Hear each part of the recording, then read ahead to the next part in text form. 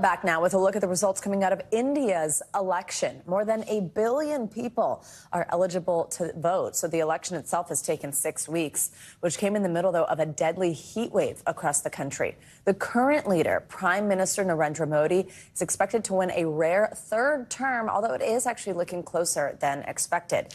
Joining us now from New Delhi to help break down some of these early results is NBC News international correspondent Janice Mackey-Fraser. Janice, good morning. So this is the world's biggest election. There are obviously a lot of votes, therefore, to be counted. Give us the latest on where the parties stand and when we expect final results.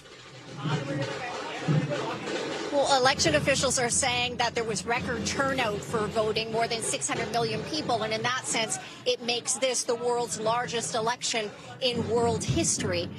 And while Prime Minister Narendra Modi and his BJP party, along with coalition partners, were long forecasted to win, there was a stronger than expected showing by the opposition coalition led by the Congress Party. And Modi, it looks like he will emerge with a narrower majority, and that's being seen as a setback. When I was watching some of the results come in on television, there was a lot of excitement among the anchors, one of them calling it an election thriller because nobody expected that the opposition would have this sort of showing. They were saying that it was actually competitive. So in that sense, it could also be more challenging for Modi as he goes into a third term.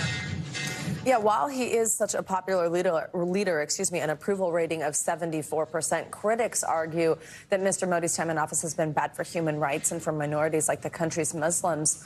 What problems is his government likely to face in its third term should he win this? Jobs, inflation, equality. Those were the three things that we heard most when we were talking to people, especially from young people. There is a booming young population here, a demographic bulge, and many of them say they can't find quality jobs. So that's going to be a challenge. The bigger issue looming for a lot of people here is whether a stronger Narendra Modi will institute constitutional changes. They say that the country has seen a democratic backsliding over his 10 years in power, and their worry is that there could be moves to change the constitution, which enshrines India as a secular nation, to redefine it as a Hindu nation, to bring it more in line with Modi and the BJP's ideology.